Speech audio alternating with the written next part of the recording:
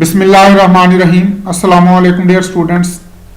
हम डिस्कस कर रहे हैं केमिकल काइनेटिक्स को, और केमिकल काइनेटिक्स में हमारा टॉपिक है determination of rate of reaction.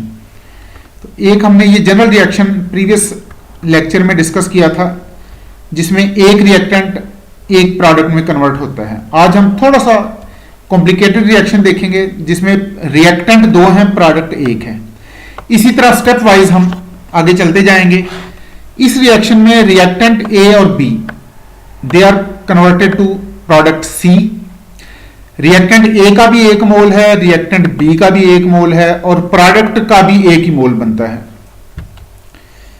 तो हम इन रिएक्टेंट और प्रोडक्ट के कंसंट्रेशन को मॉनिटर करेंगे with time. Concentration of reactant को, कंसंट्रेशन ऑफ प्रोडक्ट को टाइम के अगेंस्ट प्लॉट करेंगे, और उस प्लॉट के स्लोप से किसी भी टाइम पे हम रेट ऑफ रिएक्शन फाइंड कर सकते हैं। If we plot graph between molar concentration of reactants and product against time, then we can find rate of reaction. It is clear that concentration of A and B decrease with time, and concentration of product C increase with time. If we plot graph between concentration of reactant and product against time, we can find rate of reaction from slope of this plot at any time। जिस time पे हम slope find करेंगे, यानी किसी time पे जो slope की value है वही रेट ऑफ रिएक्शन की वैल्यू होगी। We can find rate of reaction from slope of this plot at any time, and it is clear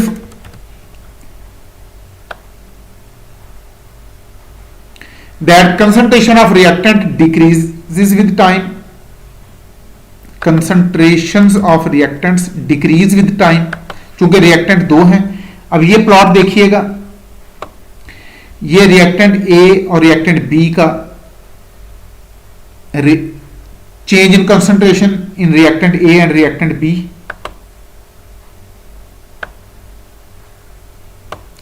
और प्रोडक्ट सी का कंसंट्रेशन इंक्रीज हो रहा है, रिएक्टेंट्स का कंसंट्रेशन डिक्रीज हो रहा है। रिएक्टेंट का कंसंट्रेशन चूंकि डिक्रीज हो रहा है, तो इनके कंसंट्रेशन का जब प्लॉट बनाएंगे वर्सेस टाइम, तो ये ग्राफ डाउनवर्ड कर्व बनेगा और इसका स्लोप नेगेटिव होगा। प्रोडक्ट का कंसंट्रेशन इंक्रीज हो रहा है, तो जब आप प्रोडक्ट के कंसंट्रेशन को प्लॉट करेंगे वर्सेस टाइम, तो ये अपवर्ड कर्व आएगा और इसका स्लोप पॉजिटिव होगा। ये देखें, rate of disappearance of A, rate of disappearance और rate of consumption of reactant A is d A over d t, and rate of consumption of reactant B it is equal to d B over d t, and rate of formation of product C d C over d t. D A over d t और d B over d t, इनकी values negative में आएंगी, क्योंकि downward plot है, इसका slope negative होगा। D A over d t की value भी नेगेटिव होगी, d B over d t की वैल्यू भी नेगेटिव होगी। तो जब आप कंजम्पशन ऑफ रिएक्टेंट से रेट ऑफ रिएक्शन की वैल्यू फाइंड करेंगे, तो रेट ऑफ रिएक्शन की वैल्यू नेगेटिव आएगी। इसलिए हम रेट ऑफ रिएक्शन की वैल्यू को पॉजिटिव बनाने के लिए consumption, rate of consumption of A को भी -1 से मल्टीप्लाई करेंगे, rate of consumption of B को भी माइनस से मल्टीप्लाई करेंगे। Then this is expression for rate of reaction. और हमने कहा था कि अब हम जब भी रेट ऑफ रिएक्शन का जिक्र करेंगे, तो इससे हमारी मुराद होगी instantaneous rate of reaction. Reactants, the concentration of reactant plotted against time, and slope of these plots give value of dA over dt, consumption of reactant A, and this is consumption of reactant B। और चूंकि A और B का concentration decrease हो रहा है, इसलिए rate of consumption of reactant A and rate of consumption of reactant B are negative. They have negative values because concentration of reactants are decreasing with time. Therefore, negative sign is placed with rate of consumption of A and rate of consumption of B so that we can get positive value of rate of reaction. Similarly, हम rate of formation of C को भी plot करते हैं versus time. Similarly, we plot concentration of product C versus time and we get rate of formation of C from slope of this plot. ये देखें, जब आप reactant से के कंसंट्रेशन को प्लॉट करेंगे वर्सेस टाइम तो ये डाउनवर्ड ग्राफ बनेगा और इसका स्लोप नेगेटिव वैल्यू के साथ आएगा. अब ये किसी भी टाइम पे अगर आप स्लोप फाइंड करना चाहते हैं उस टाइम पे आप इस तरह एक टेंजेंट ड्रा करें और उसका स्लोप फाइंड कर लें.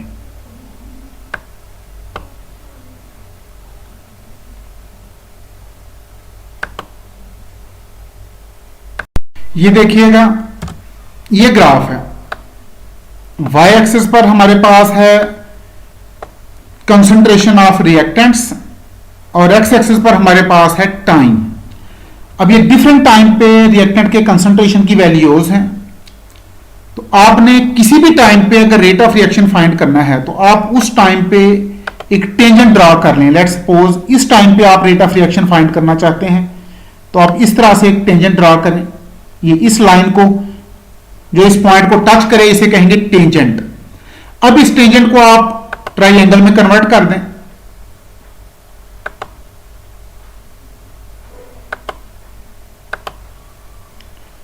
ये देखें, ये y एक्सिस इस ट्राइएंगल का ये परपेंडिकुलर और ये इस ट्राइएंगल का बेस. अब इसके परपेंडिकुलर से हम y एक्सिस की वैल्यू फाइंड करेंगे. यानी यहां पर y एक्सिस पर हमारे पास है कंसंट्रेशन इन रिएक्टेंट. अब ये जो इंटरवल है इसमें कंसंट्रेशन ऑफ रिएक्टेंट की वैल्यू को कहेंगे dy. तो परपेंडिकुलर से हमारे पास वैल्यू आ जाएगी dy and dy will represent change in concentration in this region. और x एक्सिस में हमारे पास आ जाएंगी चेंज इन टाइम की वैल्यू. ये कहलाएगी dx. dy over dx it is actually rate slope of this plot. ये देखें, ये ट्रायंगल बनी हुई है. ये जो इंटरवल है ये चेंज इन कंसंट्रेशन को रिप्रेजेंट करता है, दैट इज dy. और ये जो बेस है इस ट्रायंगल की ये चेंज इन कंसंट्रेशन को रिप्रेजेंट करती है, this is dx. Then slope is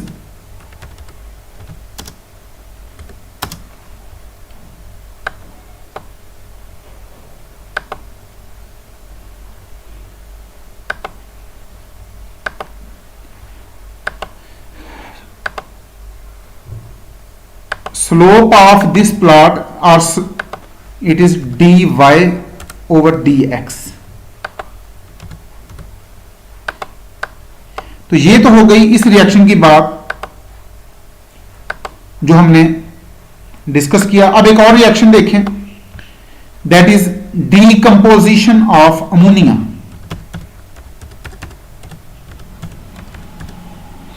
Now consider following reaction for decomposition of ammonia. 2 moles of ammonia decomposes to produce 1 mole of nitrogen and 3 moles of hydrogen. अब यहां पर ammonia reactant है, nitrogen और hydrogen products हैं. Ammonia के 2 मोल decompose होते हैं, nitrogen का 1 मोल बनता है, हाइड्रोजन के 3 मोल्स बनते हैं. अब ये डाटा हमारे पास गिवन है. Suppose rate of formation of nitrogen, rate of formation of nitrogen is 9.7 into 10 power minus 3 mole per second, mole per cubic decimeter per second. And rate of formation of hydrogen, it is equal to 2.91 into 10 power minus 6 mole per second.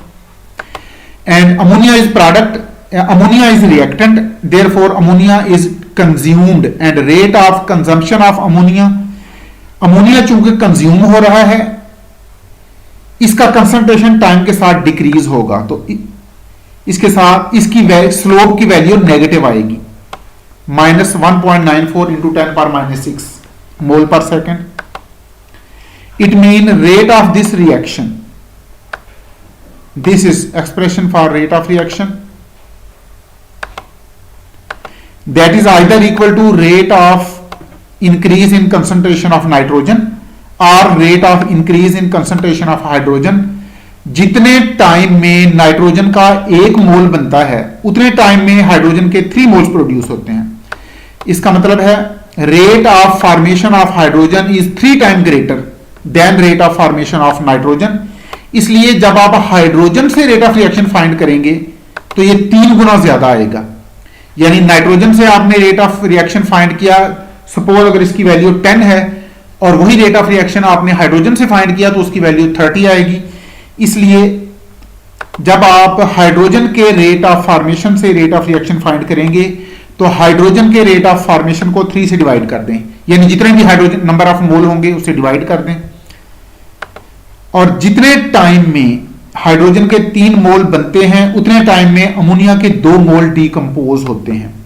Rate of consumption of hydrogen से जब आप rate of reaction find करेंगे तो एक तो आप rate of consumption of ammonia को minus से मल्टीप्लाई करेंगे, क्यों कि अमोनिया का रेट ऑफ कंजम्पशन नेगेटिव है. दूसरा, rate of consumption of ammonia को हम अमोनिया के नंबर ऑफ मोल से डिवाइड करेंगे, यानी कि 2 से डिवाइड करेंगे. अब हमारे पास rate of formation of hydrogen की वैल्यू भी है, rate of formation of nitrogen की वैल्यू भी है, rate of consumption of ammonia की वैल्यू भी है. तो ये वैल्यू हम पुट कर देते हैं. ये देखें यहां पर rate of formation of nitrogen की हमने वैल्यू पुट कर दी, rate of formation of hydrogen की वैल्यू यहां पुट कर दी, rate of consumption of ammonia की वैल्यू हमने यहां पुट कर दी.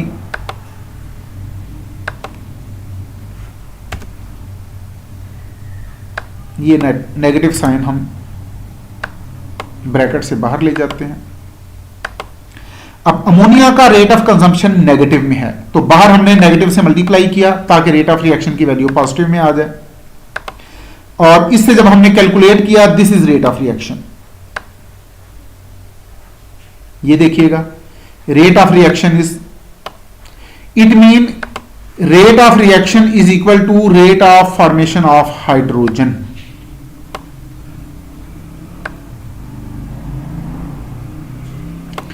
Rate ये D concentration of change in concentration of ammonia with respect to time.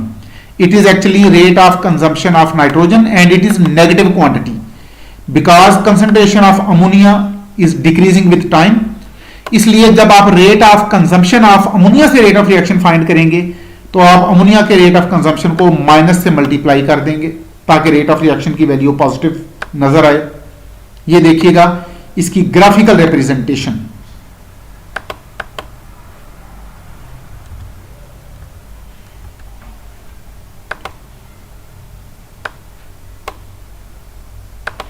यहां देखिएगा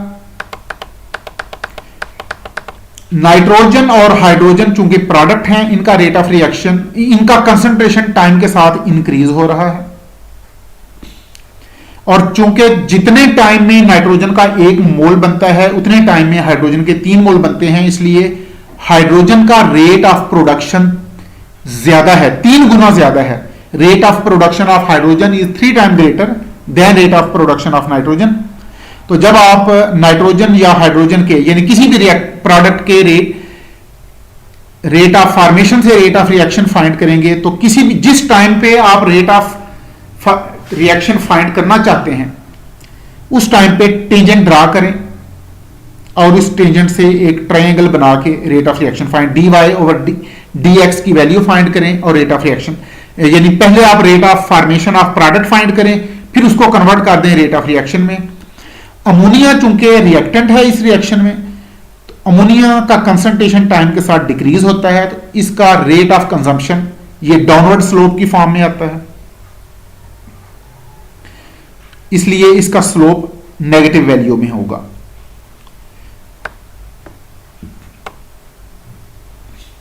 नेक्स्ट लेक्चर में हम कुछ और एग्जांपल डिस्कस करेंगे कि अगर हमें रेट ऑफ रिएक्शन का पता हो तो हम रिएक्टेंट और प्रोडक्ट के रेट ऑफ कंजम्पशन कैसे फाइंड कर सकते हैं, और अगर हमें rate of consumption of reactant और rate of formation of product का पता हो तो रेट ऑफ रिएक्शन कैसे फाइंड कर सकते हैं। ये इंशाल्लाह हम नेक्स्ट लेक्चर में डिस्कस करेंगे। अपना ख्याल रखिएगा। अल्लाह हाफिज।